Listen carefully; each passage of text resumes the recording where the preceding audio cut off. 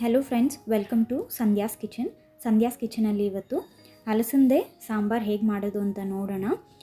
ತುಂಬ ಈಸಿಯಾಗಿ ಮಾಡ್ಬೋದು, ತುಂಬ ಟೇಸ್ಟಿಯಾಗಿರುತ್ತೆ, ತುಂಬ ಲೈಟ್ ಆ್ಯಂಡ್ ಕಂಫರ್ಟ್ ಫುಡ್ ಇದು. ಸೊ ಬನ್ನಿ, ಲೇಟ್ ಮಾಡ್ದಿರಾ ವಿಡಿಯೋನ ಸ್ಟಾರ್ಟ್ ಮಾಡೋಣ.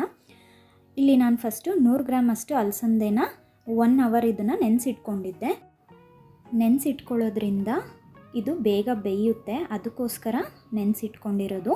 ಇದನ್ನು ಒಂದು ಕುಕ್ಕರಲ್ಲಿ ಹಾಕಿ ಅದಕ್ಕೆ 2 ಗ್ಲಾಸಷ್ಟು ನೀರು ಹಾಕ್ಕೊಂಡು 1/4 ಟೀ ಸ್ಪೂನಷ್ಟು ಅರಿಶಿನ, ರುಚಿಗೆ ತಕ್ಕಷ್ಟು ಉಪ್ಪು ಹಾಕಿ ಒಂದು ಸತಿ ಚೆನ್ನಾಗಿ ಮಿಕ್ಸ್ ಮಾಡ್ಕೊಳ್ಳಿ. ಮಿಕ್ಸ್ ಮಾಡಿಕೊಂಡು ಇದು 3 ಇಂದ 4 ವಿಷಿಲ್ ಕೂಗಿಸ್ಕೊಬೇಕು. ಅಷ್ಟರಲ್ಲಿ ನಾವು ಒಂದು ಮಿಕ್ಸರ್ ಜಾರಲ್ಲಿ 1/4 ಕಪ್ಪಷ್ಟು ಕಾಯಿ, 1 ಈರುಳ್ಳಿ, 1 ಟೊಮ್ಯಾಟೊ, ಸ್ವಲ್ಪ ಕೊತ್ತಂಬರಿ ಸೊಪ್ಪು, 5 ರಿಂದ 6 ಬೆಳ್ಳುಳ್ಳಿ ಹೆಸಳು, ಸ್ವಲ್ಪ ಹುಣಸೆಹಣ್ಣು, 1 ಟೀ ಸ್ಪೂನಷ್ಟು ಗಸಗಸೆ, ಸ್ವಲ್ಪ ನೀರು ಹಾಕ್ಕೊಂಡು ಸ್ಮೂತಾಗಿ ಇದನ್ನು ಗ್ರೈಂಡ್ ಮಾಡ್ಕೊಬೇಕು. ನೋಡಿ, ಮಸಾಲೆ ರೆಡಿಯಾಗಿದೆ. ಇವಾಗ ಕುಕ್ಕರ್ ತಣ್ಣಗಾದ್ಮೇಲೆ ಕುಕ್ಕರ್ ತೆಗೆದು ನೋಡಿ ಕಾಳು ಎಷ್ಟು ಚೆನ್ನಾಗಿ ಬೆಂದಿದೆ. ಇದು 90% ಅಷ್ಟು ಬೆಂದಿರುತ್ತೆ.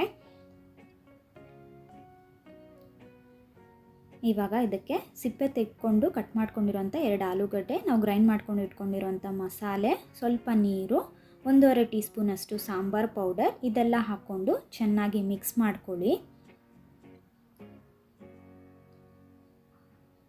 ಚೆನ್ನಾಗಿ ಮಿಕ್ಸ್ ಮಾಡಿಕೊಂಡು ಸ್ವಲ್ಪ ನೀರು ಅಡ್ಜಸ್ಟ್ ಮಾಡಿಕೊಂಡು 3 ವಿಷಿಲ್ ಇದನ್ನು ಕೂಗಿಸ್ಕೊಬೇಕು. ಕುಕ್ಕರ್ ತಣ್ಣಗಾದ್ಮೇಲೆ ನೋಡಿ ಆಲೂಗಡ್ಡೆ ಮತ್ತು ಅಲಸಂದೆ ಎಷ್ಟು ಚೆನ್ನಾಗಿ ಬೆಂದಿದೆ ಇಲ್ಲಿ. ಇವಾಗ ಒಂದು ಪಾತ್ರೆಯಲ್ಲಿ 1 ಟೇಬಲ್ ಸ್ಪೂನ್ ಎಣ್ಣೆ ಬಿಸಿ ಮಾಡಿಕೊಂಡು ಇದಕ್ಕೆ 1/4 ಟೀ ಸ್ಪೂನಷ್ಟು ಸಾಸಿವೆ, 1/4 ಟೀ ಸ್ಪೂನ್ ಜೀರಿಗೆ, 4 ಕ್ರಷ್ ಮಾಡ್ಕೊಂಡಿರೋಂಥ ಬೆಳ್ಳುಳ್ಳಿ, ಸ್ವಲ್ಪ ಕರಿಬೇವು ಸೊಪ್ಪು, 1 ರೆಡ್ ಚಿಲ್ಲಿ, 1 ಚಿಟಿಕೆಯಷ್ಟು ಹಿಂಗೆ ಹಾಕ್ಕೊಂಡು ಲೋ ಫ್ಲೇಮಲ್ಲಿ ಇದು ಫ್ರೈ ಮಾಡ್ಕೊಬೇಕು. ಫ್ರೈ ಆದಮೇಲೆ ಇದಕ್ಕೆ ಬೇಯಿಸ್ಕೊಂಡಿರೋಂಥ ಆಲೂಗಡ್ಡೆ ಮತ್ತು ಅಲಸಂದೆ ಸಾಂಬಾರು ಇದಕ್ಕೆ ಹಾಕಿ ಚೆನ್ನಾಗಿ ಮಿಕ್ಸ್ ಮಾಡ್ಕೊಳ್ಳಿ. ಮಿಕ್ಸ್ ಮಾಡಿಕೊಂಡು 5 ನಿಮಿಷ ಇದನ್ನು ಕುದಿಸ್ಬೇಕು. ಅಷ್ಟೇ. ನೋಡಿ ಎಷ್ಟು ಈಸಿಯಾಗಿ ಅಲಸಂದೆ ಸಾಂಬಾರು ಟೇಸ್ಟಿಯಾಗಿ ರೆಡಿಯಾಗಿದೆ. ಬಿಸಿ ಬಿಸಿ ಅನ್ನದ ಜೊತೆ ಸರ್ವ್ ಮಾಡಿದ್ರೆ ತುಂಬ ಟೇಸ್ಟಿಯಾಗಿರುತ್ತೆ. ಈ ರೆಸಿಪಿ ಒಂದು ಸತಿ ಟ್ರೈ ಮಾಡಿ. ಈ ವಿಡಿಯೋನ ನಿಮ್ಮ ಫ್ರೆಂಡ್ಸ್ ಆ್ಯಂಡ್ ಫ್ಯಾಮಿಲಿ ಜೊತೆ ಶೇರ್ ಮಾಡಿ. ಸಂಧ್ಯಾಸ್ ಕಿಚನ್ ಚಾನಲ್ನ